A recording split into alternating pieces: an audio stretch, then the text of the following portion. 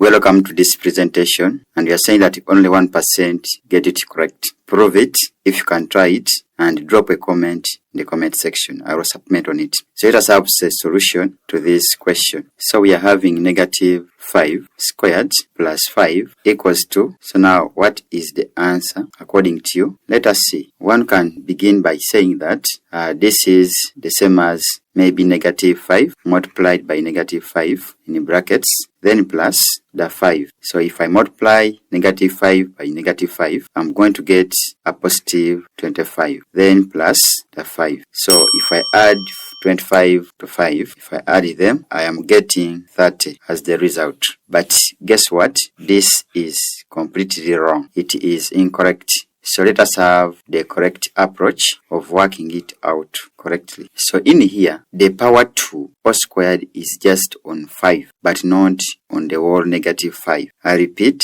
it is not on negative 5, the square or the power. That means this expression is the same as simply getting the negative 5 multiplied by 5, then plus the 5. So we can call this as method 1 of working it out, and that's how we should begin working it out. Then if I get negative 5 multiplied by 5, this is giving us the result as negative 25. Then plus this remaining 5. Negative 25 plus 5, I'm getting negative 20, because this negative is like a debt. So I have a debt of 25, but in the pocket I have only 5. If I only pay 5, I'll be remaining with the debt of 20. Therefore, this becomes our correct answer. So that is for method 1. We can have another approach as method 2 of working out this question. So as we are having negative 5 squared plus 5, so in here I can decide to pull out a common factor, which is